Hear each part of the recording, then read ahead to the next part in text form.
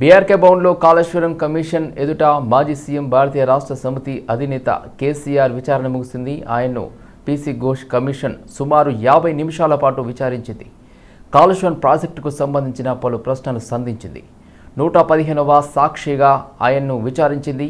విచారణ ముగిసిన అనంతరం కేసీఆర్ అభిమానులు కార్యకర్తలకు అభివాదం చేస్తూ బీఆర్కే భవన్ నుండి కారులో బయలుదేరి వెళ్లారు. విచారణ సందర్భంగా కేసీఆర్ను కాళేశ్వరం కమిషన్ 18 ప్రశ్నలు అడిగింది.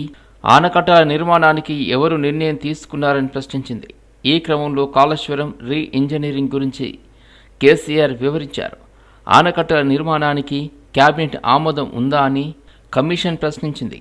కేబినెట్ ప్రభుత్వ ఆమోదంతోనే ఆనకట్టల నిర్మాణం జరిగిందని కేసీఆర్ బదులిచ్చారు. వ్యాస్పోస్ సిఫార్సుల ప్రకారమే నిర్ణయం జరిగిందని అన్ని అనుమతులు తీసుకున్నట్లు తెలిపారు. కాళేశ్వరం ప్రాజెక్టుపై అన్ని అంశాలతో ఉన్న పుస్తకాన్ని కమిషన్కు అందజేశారు.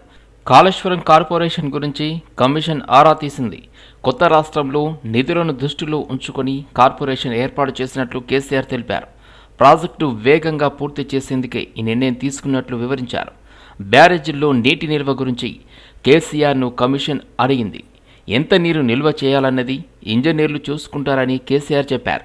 బ్యారేజీల నిర్మాణ స్థలం ఎంపిక, మార్పు సాంకేతికపరమైన అంశమన్నారు. నీటి లభ్యత దృష్టిలో ఉంచుకొని కాళేశ్వరం ప్రాజెక్టు చేపట్టినట్లు తెలిపారు. జీవో నంబర్ 45ను ఆపరేషన్ అండ్ మెయింటెనెన్స్ బుక్ను కమిషన్కు అందజేశారు.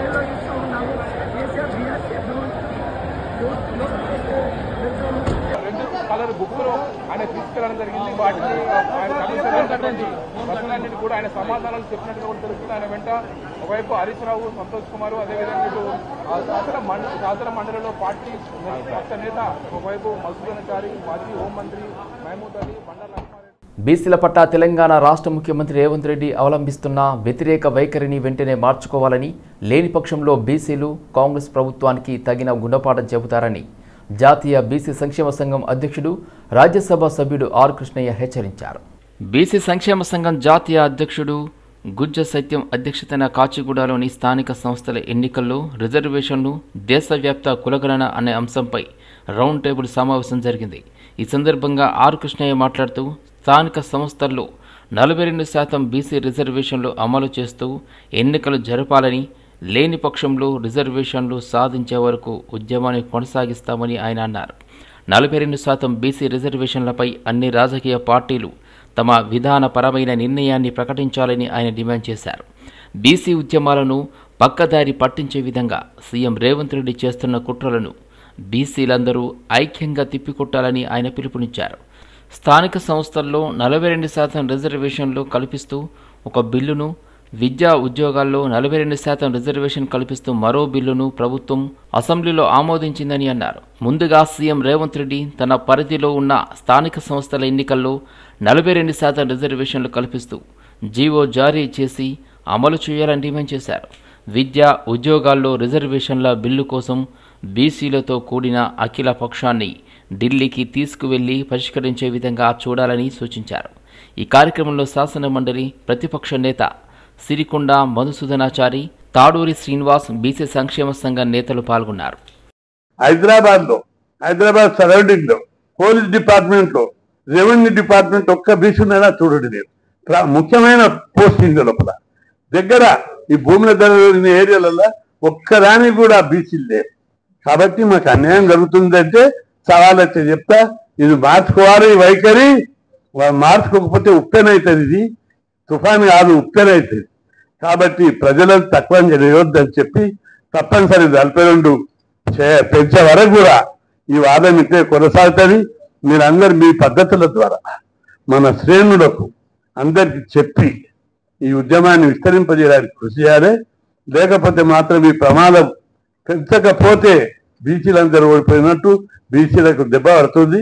కాబట్టి ప్రతి ఒక్కరు కూడా శ్రద్ధ తీసుకోవాలి. అన్ని రాజకీయ పార్టీలకు కూడా నేను విజ్ఞప్తి చేస్తున్నా, మీ విధానాన్ని ప్రకటించండి. మీరు బీసీ రిజర్వేషన్లు పెంచడంలో మౌనం వద్దు. మిత్రపక్షాలను ఉండండి, ఎట్లనైనా ఉండండి. ప్రజల కోసం మీరు పోరాడుతున్నారు, పేదల కోసం మీరు పోరాడుతున్నారు. తప్పనిసరిగా అన్ని పార్టీలు తమ విధాన ప్రకటన జారీ చేయాలి. బీసీ రిజర్వేషన్లకు మద్దతుగా కదిలి రావాలి. ఆయా పార్టీలు ఉన్న బీసీ శ్రేణులు, బీసీ నాయకులు ఆ పార్టీల మీద ఒత్తిడి తెచ్చి తప్పనిసరి ఈ హిస్టారికల్ సమయం తప్పనిసరి 42% పెంచడానికి ఒత్తిడి తీసుకురావడానికి కోరుకుంటూ సెలవు తీసుకుంటాం. సీఎం రేవంత్ రెడ్డిపై బీఆర్ఎస్ వర్కింగ్ ప్రెసిడెంట్ కేటీఆర్ సంచలన వ్యాఖ్యలు చేశారు. రేవంత్ రెడ్డి కేసీఆర్ వెంట్రుక కూడా పీకలేడు అని కేటీఆర్ తీవ్రంగా విమర్శించారు. కేసీఆర్ అంటే ఒక చరిత్ర. ఇరిగేషన్ విషయంలో కేసీఆర్ను విచారణకు పిలిచారంటే హనుమంతుడి ముందు కుప్పిగంతులు లాంటివన్నారు. ఇరిగేషన్ మీద కేసీఆర్కు ఉన్న అవగాహన బహుశా ఈ దేశంలోని సమకాలీన రాజకీయ నాయకులలో ఎవరికీ ఉండదు. ధర్మం న్యాయమే గెలుస్తుందన్నారు కేటీఆర్. రేవంత్ రెడ్డి కూలగొట్టడానికి వచ్చాడు తప్ప కట్టడానికి రాలేదు. విధ్వంసకరమైన ఆలోచనతో పేదల ఇండ్లు కూలగొట్టడం, ప్రాజెక్టులను కూలగొట్టడం, రాజకీయ వేధింపులు, కక్ష సాధింపులు తప్ప ఏం చేత కాదు అని అర్థమవుతుంది అన్నారు. 100 జన్మలు ఎత్తిన రేవంత్ రెడ్డి అనే చిల్లరగాడికి కేసీఆర్ గొప్పతనం అర్థం కాదు. రేవంత్ రెడ్డి గురువు ఆయన జేజమ్మతో గొడవపడి ఇక్కడ నుండి తరిమిన వాడే కేసీఆర్. రేవంత్ రెడ్డి అనే చిల్లరగాడు ఏం చేసినా, ఆయన ప్రభుత్వం ఏం చేసినా కేసీఆర్ వెంట్రుక కూడా పీకలేడు. రేవంత్ రెడ్డిని వదిలిపెట్టాం, కాంగ్రెస్ పార్టీని బొంద పెట్టేదాకా వెంటాడుతామని కేటీఆర్ తేల్చి చెప్పారు. ఆయనకు రాష్ట్ర ప్రయోజనాల కంటే, రైతుల ప్రయోజనాల కంటే రాజకీయ ప్రయోజనాలు, రాక్షస ఆనందము, పైశాచిక ఆనందం ఆయనకు ముఖ్యం. ఆయన చిల్లర పని చేసి బ్యాగులు మోసి జైల్లో పడ్డాడు కాబట్టి మా వాళ్ళని కూడా కొంతమందిని జైల్లో పెట్టాలనేది ఆయన వికృతమైన ఆలోచన తప్ప ఇంకోటి కానే కాదు.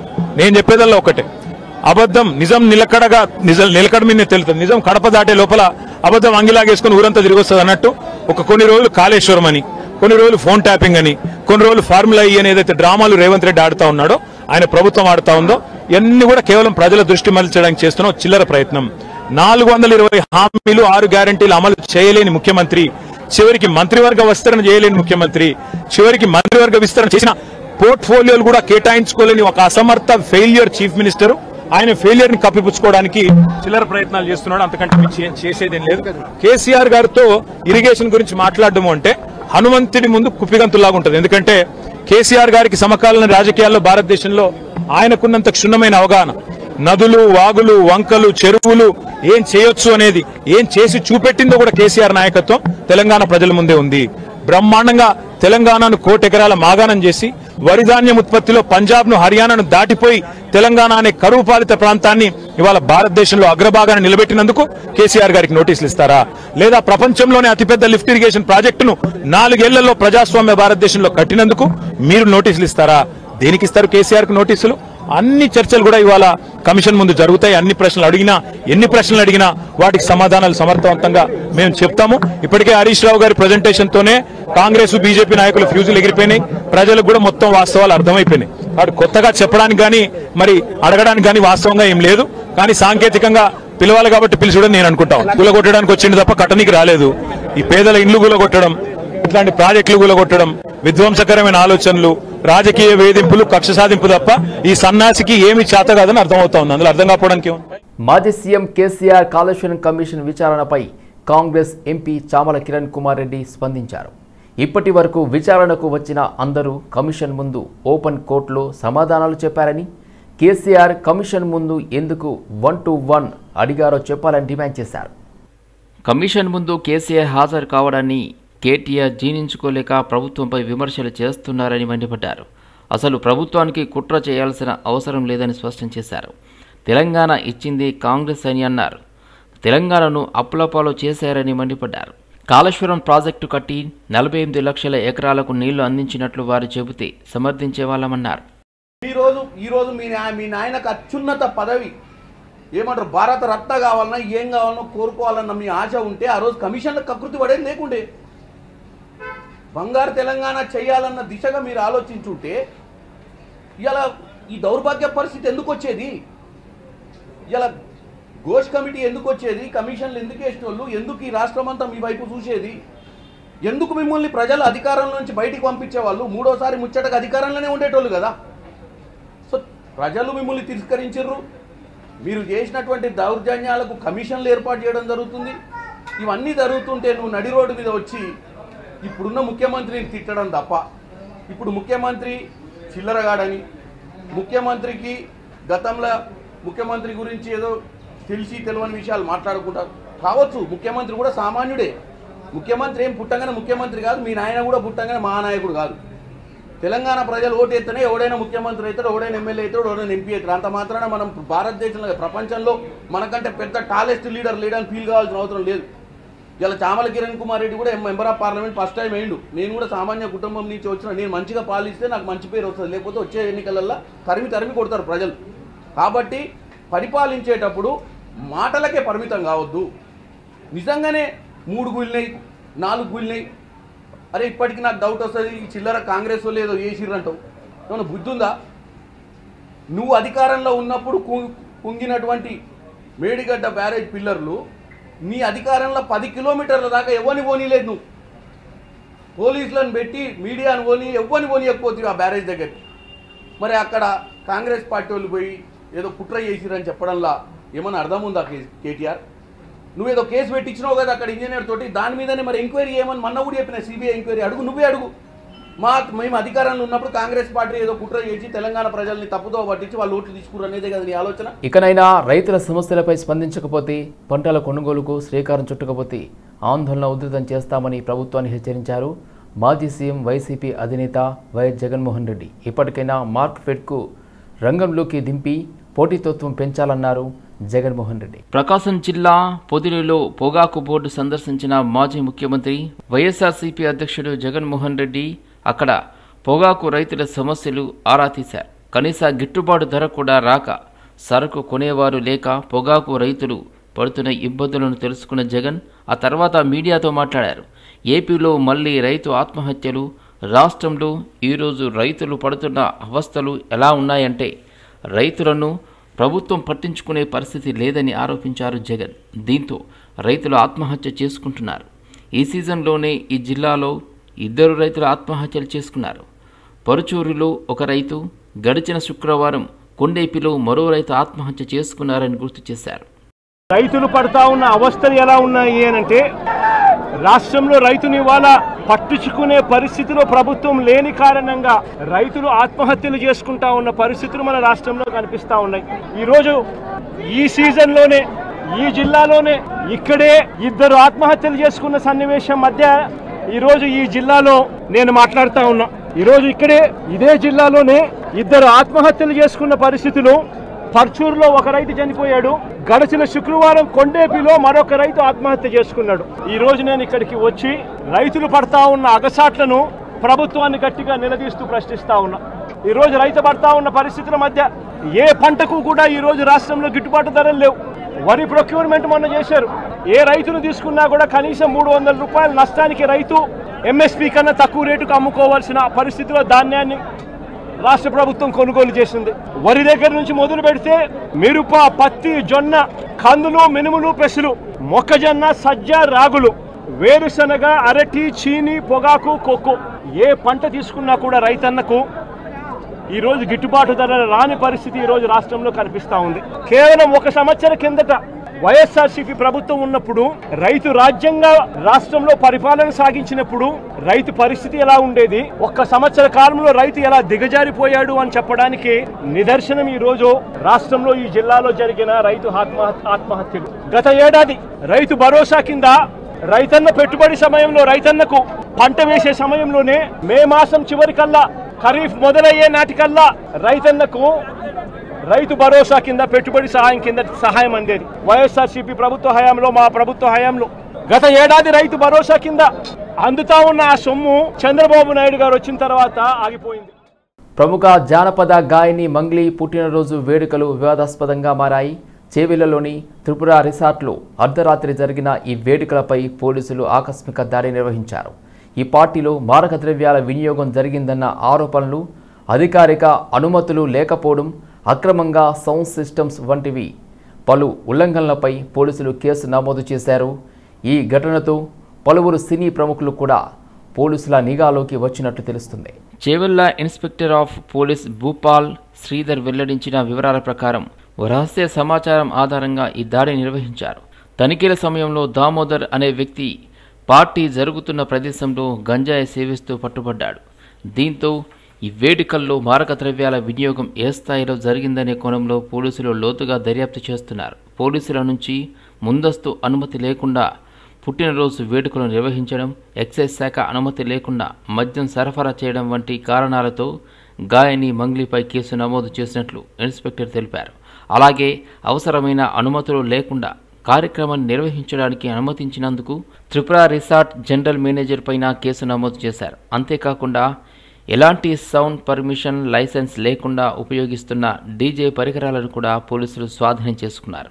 ఈ పార్టీకి నటి దివి, సినీ గేయ రచయిత కాసర్ల శ్యామ్తో పాటు మరికొందరు ప్రముఖులు హాజరైనట్లు సమాచారం. కొనసాగుతున్న దర్యాప్తులో భాగంగా పార్టీకి హాజరైన వారికి కూడా పోలీసులు నోటీసులు జారీ చేసే అవకాశం ఉందని తెలుస్తుంది. ఈ ఘటనతో టాలీవుడ్లో మరోసారి డ్రగ్స్ వ్యవహారం చర్చనీయాంశంగా మారింది. పూర్తి స్థాయి దర్యాప్తు అనంతరం మరిన్ని వివరాలు వెలుగులోకి వచ్చే అవకాశం ఉంది.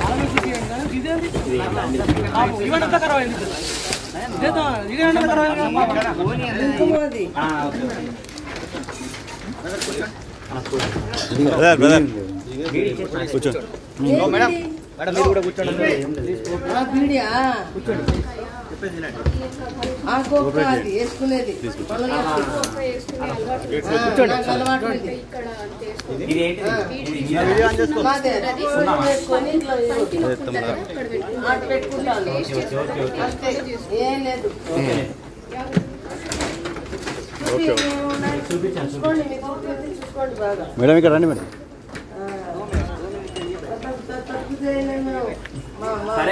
కుత్బుల్లాపూర్లోని సూరారం పిఎస్ పరిధిలో సఖీ కేంద్రం నుండి 2 బాలికల అదృశ్యమయ్యారు. నిర్వాహకుల ఫిర్యాదు మేరకు కేసు నమోదు చేసుకుని దర్యాప్తు చేస్తున్నారు సూరారం పోలీసులు. మేడ్చల్ జిల్లా మహిళా శిశు సంక్షేమ శాఖ ఆధ్వర్యంలో నిర్వహిస్తున్న సఖీ కేంద్రంలో ఈ నెల 9వ తేదీన అర్ధరాత్రి సమయంలో 2 కలిసి కిటికీ గ్రిల్స్ తొలగించి పరారయ్యారు. నిర్వాహకులు ఫిర్యాదుతో దర్యాప్తు ప్రారంభించారు. సూరారం పోలీసులు మరియు సఖీ నిర్వాహకులు చేపట్టిన వివరాల ప్రకారం సూరారం శివాలయం నగర్కు చెందిన ఓ బాలిక ఇటీవల ఇంట్లో ఎవరికి చెప్పకుండా వెళ్లిపోయింది. కొన్ని రోజులకు ఆచూకీ లభ్యమైనప్పటికీ ఆమె తిరిగి తల్లిదండ్రుల వద్దకు వెళ్లడానికి అంగీకరించలేదు. దీంతో పోలీసులు నిమ్మోలి అడ్డాలోని ఓ ప్రైవేట్ హోంకు తరలించారు. అక్కడ కౌన్సిలింగ్ ఇచ్చి వారి తల్లిదండ్రుల చెంతకు చేర్చారు. అయితే మరలా సదరు బాలిక 2 రోజులకే మళ్లీ ఇంటి నుండి వెళ్లిపోయింది. తల్లి ఫిర్యాదు మేరకు పోలీసులు చింతల్ ప్రాంతంలో బాలిక తన స్నేహితురాలతో కలిసి తిరుగుతుండగా గుర్తించి ఈ నెల 7న రాజీవ్ గాంధీ నగర్లోని సఖీ కేంద్రంలో చేర్చారు. అదే గదిలోనే ఆశ్రయం పొందుతున్న మరో బాలికతో పరిచయం ఏర్పడింది. 9న అర్ధరాత్రి సమయంలో 2 కలిసి కిటికీ గ్రిల్స్ తొలగించి పారిపోయారు. ఈ మేరకు పోలీసులు కేసు నమోదు చేసి దర్యాప్తు చేస్తున్నారు.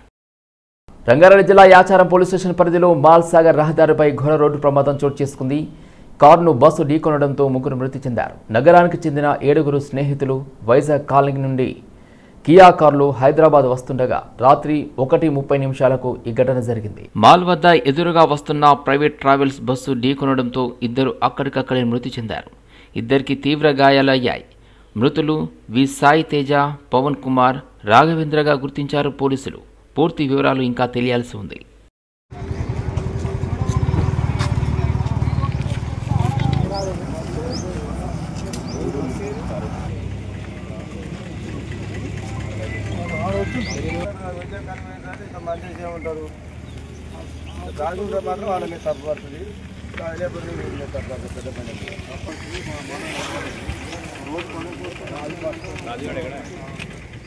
10 ఏళ్లు పాలించిన బీఆర్ఎస్ గత ప్రభుత్వంలో తెలంగాణ ఉద్యమకారులకు ఎలాంటి న్యాయం జరగలేదని తెలంగాణ రాష్ట్ర ఉద్యమకారుల జేఏసీ రాష్ట్ర అధ్యక్షులు కోతి మాధవిరెడ్డి ధ్వజమెత్తారు.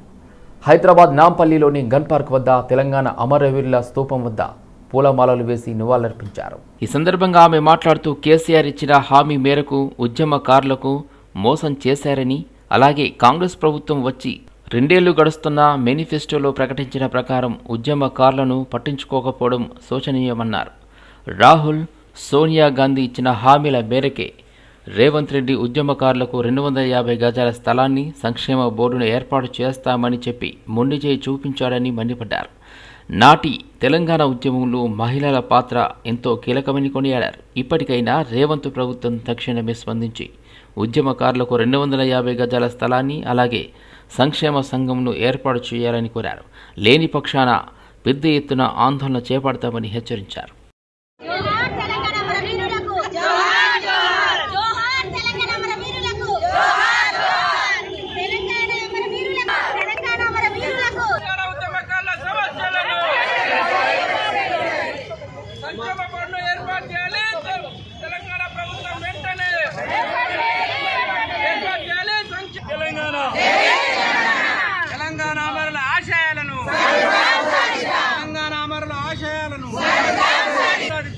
తెలంగాణ వచ్చిన తర్వాత కేసీఆర్ గారు సీఎం అయినరు. మరి ఈ తెలంగాణ వచ్చిన తర్వాత నీళ్లు, నియామకాలు, ఉద్యోగాలు, మరి నేను ఈ తెలంగాణ రాష్ట్రాన్ని అభివృద్ధిలోకి తీసుకొస్తా అని వారు 11 సంవత్సరాలు అయినా కూడా ఏమీ కూడా వృద్ధి లేదు, అప్పుల పాలైంది రాష్ట్రం. ఇక కేసీఆర్ గారు ఎన్నో చెప్పారు, కానీ ఒక్కటి కూడా చెయ్యలేదు. తన కుటుంబాన్ని వాళ్ళ వరకే వాళ్ళు సంపాదించుకున్నారు, వాళ్ళు అభివృద్ధి అయినరు. కానీ తెలంగాణ ప్రజలను ఇంతవరకు ఏ రోజు కూడా ఒక్కనాడు కూడా గుర్తించలేదు. తెలంగాణ ఉద్యమకారులను ఏ రోజు కూడా వారు గుర్తించలేదు. తెలంగాణ ఉద్యమకారుల వల్లనే, తెలంగాణలో ఉద్యమం చేయటం వల్లనే వారు సంపాదించుకొని వారు అభివృద్ధిలోకి వచ్చి తెలంగాణను మర్చిపోయిండ్రు. తెలంగాణ విద్యార్థులను, తెలంగాణ ఉద్యమకారులను మర్చిపోయిండ్రు. అయినా కూడా ఉద్యమకారులు అట్లాగే ఉన్నారు. మరి రేవంత్ రెడ్డి గారి ప్రభుత్వం వచ్చిన తర్వాత రేవంత్ రెడ్డి గారు నేను 250 గజాల స్థలాన్ని ఇస్తా, 30,000 పెన్షన్ ఇస్తా అని చెప్పిండ్రు. అది కూడా 2 సంవత్సరాలు కావస్తున్నది. ఉద్యమకారులను ఎవరిని కూడా వారు కూడా ఇంతవరకు గుర్తు చేయలేదు. మరి ఎంతకాలం వేచి చూడాలి? ఈ ఉద్యమకారుల వల్లనే కదా మీరు ఎమ్మెల్యేలు అయినరు, ఎంపీలు అయినరు.